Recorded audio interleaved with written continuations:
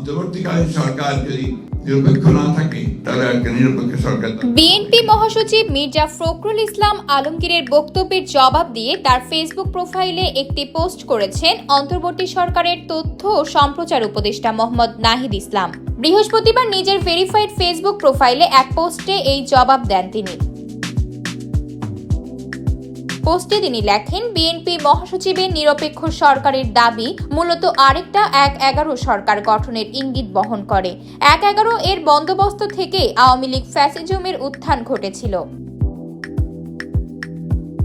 BNP মহাসচিবের বক্তব্যে সামনে আরেকটা ১/১১ সরকার, সংসদীয় সংখ্যাগরিষ্ঠতা ও নতজানু পররাষ্ট্রনীতির ধারাবাহিকতা এবং গুম, খুন ও জুলাই হত্যাকাণ্ডের বিচার না হওয়ার আলামত রয়েছে।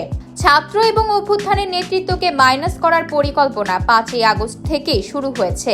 ৫ই আগস্ট যখন ছাত্র জনতা রাজপথে লড়াই করছে, পুলিশের গুলি অব্যাহত রয়েছে, তখন আমাদের আপোষকামী অনেক জাতীয় নেতৃবৃন্দ ক্যান্টনমেন্টে জনগণকে বাদ দিয়ে নতুন সরকার করার পরিকল্পনায় ব্যস্ত ছিলেন।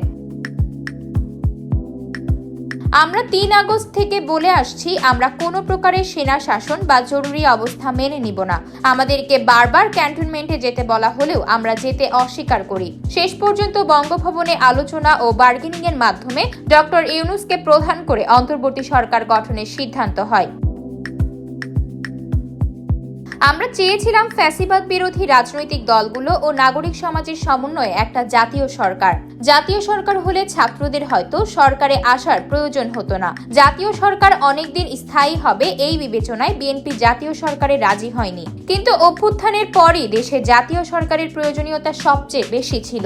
অথচ বিএনপি জাতীয় সরকারের কথা বলছে সামনে নির্বাচনের পরে। ছাত্ররাই এই সরকারের এবং বিদ্যমান বাস্তবতার একমাত্র ফ্যাক্টর, যেটা ১/১১ এর সরকার থেকে বর্তমান সরকারকে সম্পূর্ণভাবে আলাদা করে। বিএনপি কয়েকদিন আগে -2 এর আলোচনা করলেও এখন ক্ষমতায় যাওয়ার পথ সুগম করার জন্য নিরপেক্ষ সরকারের নামে আরেকটি ১/১১ সরকারের প্রস্তাবনা করছে। এ ধরনের পরিকল্পনা গণতন্ত্র ও জাতীয় স্বার্থের বিরুদ্ধে যাবে এবং ছাত্র জনতা কোনোভাবেই এটা মেনে নিবে না, এবং আমি মনে করি এটা বিএনপির বিরুদ্ধেও ষড়যন্ত্র। আর এই সরকার জাতীয় সরকার না হলেও সরকারে আন্দোলনের সব পক্ষেরই অংশীদারত্ব রয়েছে এবং সব পক্ষই নানান সুবিধা ভোগ করছে।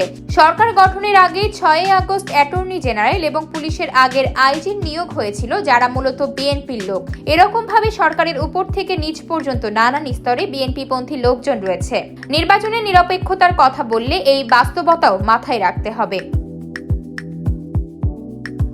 রাষ্ট্রপতির পরিবর্তন, সংস্কার, নতুন সংবিধান, জুলাই ঘোষণা সব ইস্যুতেই বিএনপির বিরুদ্ধে অবস্থান নিয়েছে, অথচ এগুলো কোনোটাতেই ছাত্রদের দলীয় কোনো দাবি ছিল না। কিন্তু দেশের স্থিতিশীলতা, বৃহত্তর স্বার্থ এবং জাতীয় ঐক্য ধরে রাখার জন্য ছাত্ররা বারবার তাদের অবস্থান থেকে সরে এসেছে।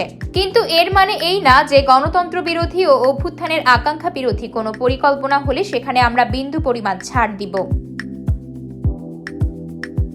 আওয়ামী লীগ বিষয়ে ভারতের প্রধান দলগুলোর মধ্যে ঐক্য সম্ভব হয়েছে, অথচ বাংলাদেশে আওয়ামী লীগ বিষয়ে আমরা ঐক্য করতে পারি নাই, এত হত্যা ও অপরাধের পরেও। হাই, এই জাতীয় ঐক্য লইয়া আমরা কি রাষ্ট্র বানাবো? বাংলাদেশকে দুর্বল করা সহজ, কারণ বাংলাদেশকে সহজেই বিভাজিত করা যায়।